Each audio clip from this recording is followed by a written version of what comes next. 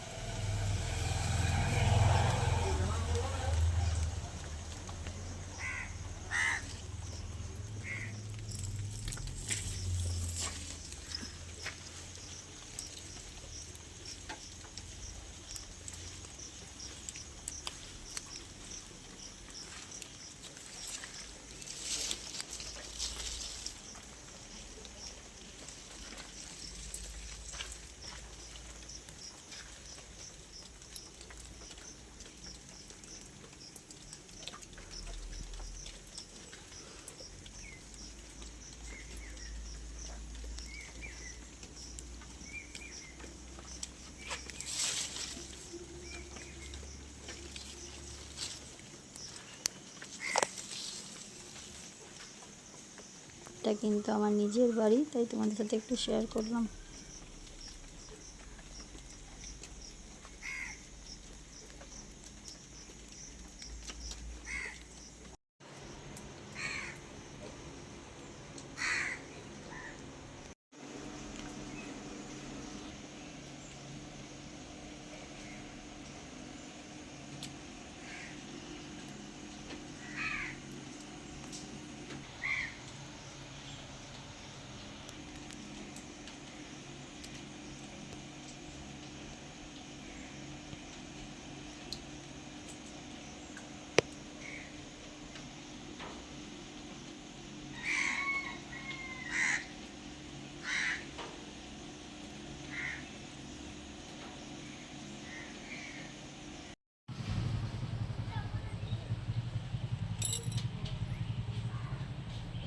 দেখো পাতাগুলো এতটা সুন্দর হয়েছে, তাই তোমাদের সাথে একটু শেয়ার করে দেখালাম।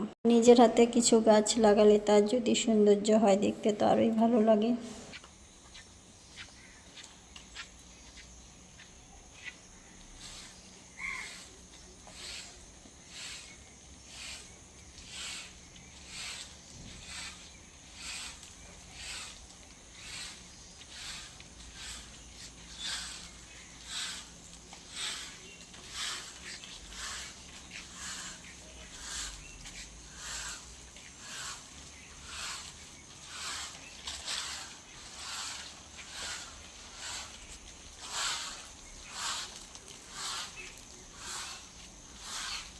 আমি উঠেছি ভোর 4টেই, তখন খুব বৃষ্টি পড়ছিল। তাই দেখো আমার গায়ে একটা গামছা দেখছো আমি মাথায় নিয়ে কাজ করছিলাম। ছাতা নিয়ে কাজ করতে খুবই সমস্যা হয়, তার জন্য আমি কিন্তু গামছাটা মাথায় নিয়ে কাজ করছিলাম। আর আমরা থাকি গ্রাম সাইডের দিকে, তাই আমাদের মধ্যে মারুলি দিতে হয়। দেখো তাই আমি গোবর জল দিয়ে একদম ঘরের সামনে একটা মারুলি দিয়ে নিচ্ছি।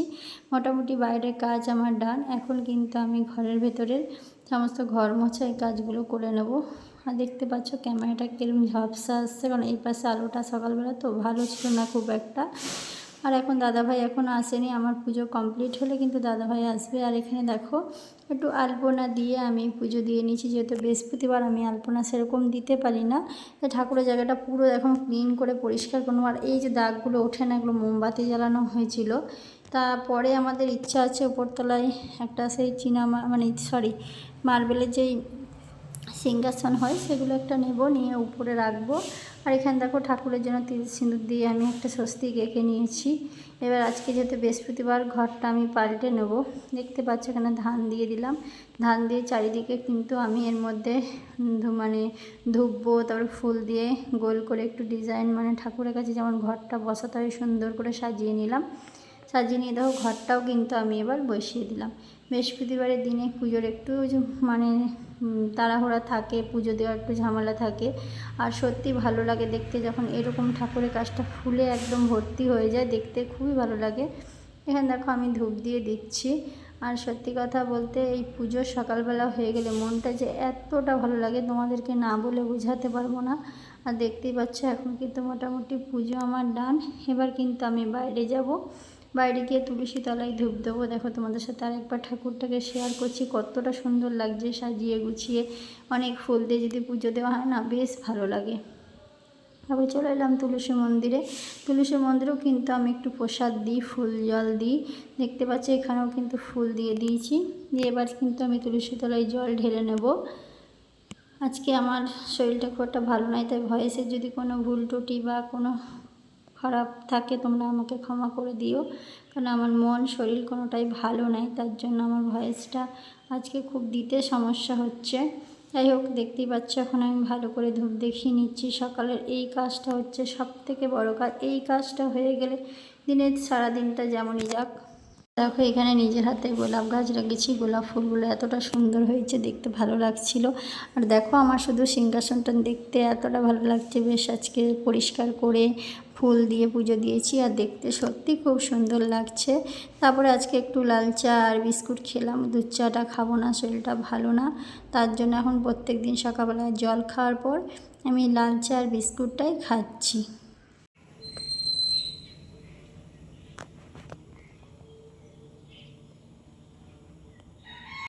বন্ধুরা, তোমরা সবাই কেমন আছো? আশা করি ভালো আছো। রূপা মালাকার ব্লগে তোমাদের স্বাগতম, অনেক অনেক ভালোবাসা। আজকে বৃহস্পতিবার নতুন একটা ব্লগ ভিডিও নিয়ে চলে এসেছি। সারাদিন কী করছি না করছি দেখতে থাকো, আমার সাথে থাকো। আর প্লিজ প্লিজ আমার ভিডিওটা স্কিপ না করে ফুল ওয়াচ করো, লাইক করো, কমেন্ট করো, শেয়ার করো। আর যারা আমার ভিডিওটা নতুন দেখছো প্লিজ সাবস্ক্রাইব করে আমার পাশে থেকো। আজকে বৃহস্পতিবার, এখন বাজে সকাল 7:30। মানে আমার চা খাওয়া, বৃহস্পতিবারে চান করে পুজো দেওয়া সমস্ত কিছু কমপ্লিট। এখন রান্না করতে যাব। চা খেয়ে একটু বসেছিলাম, তারপরে মনে হলো বন্ধুদের কাছে একটু গল্প করতে আসি। সারাদিন তো ক্যামেরাটা সেভাবে অন করতে পারি না, তার জন্য তোমাদের সাথে একটু গল্প করতে এলাম। ঠিক আছে, চলো কি করছি না করছি সারাদিন দেখতে থাকো। এখন আমি রান্না করব, তোমাদের সাথে শেয়ার করব কি কি রান্না করছি। ঠিক আছে চলো। তো একদম লাইন করে জামা কাপড় মেলে দিয়েছি, সেরকম রোদ বেরোয়নি। রোদ বেরোলে তারপর নিচে গিয়ে মেলবো। এখন হালকা হালকা রোদ বেরিয়েছে, রোদটা ভালো মতো বেরোক, তারপর নিয়ে গিয়ে সব নিচে মেলে দেবো। অনেক জামা কাপড় আছে আমার ছেলের, আমার দাদা ভাইয়ের, অনেক আছে। আচ্ছা এখানে ফুল একদম ভর্তি মেলে রেখেছি। আমি তো জানো তোমরা তো জানো বন্ধুরা যে আমার 2 দিন হয়ে গেলে আমি আর বেড কভার ব্যবহার করতে পারি না, তুলে ফেলি। তার জন্য বেড কভারটা বেশি ধোয়া পড়ে আর নষ্টও হয় খুব তাড়াতাড়ি। কিছু করার নেই, নষ্ট হলেও আমার বেড কভার কিন্তু সবসময় ধোয়া লাগে। আর সবসময় আমি বেড কভারটা মানে 2 দিন পর পর চেঞ্জ করতেই ভালোবাসি। ঠিক আছে চলো, আর বক বক করবো না, সারাদিন কী করছি না করছি দেখতে।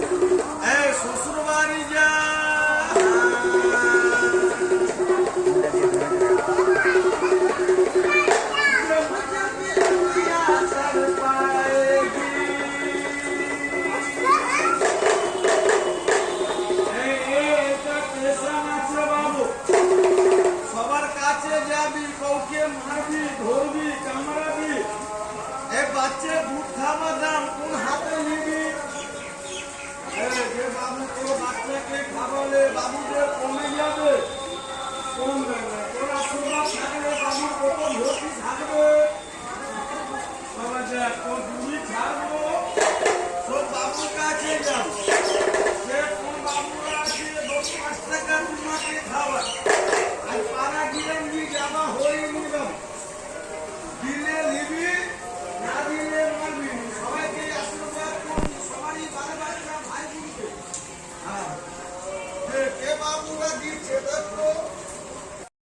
সন্ধ্যাবেলায় দাদা আনলো ঝালমুড়ি আর পেঁয়াজি। এটা দেখে ভিডিওটা শেষ করলাম। সবাই ভালো থেকো, সুস্থ থেকো। কালকে আবার একটা নতুন ভিডিও নিয়ে ফিরে আসবো। আর প্লিজ সবাই লাইক করো, কমেন্ট করো, শেয়ার করো। সবাইকে টাটা, শুভরাত্রি।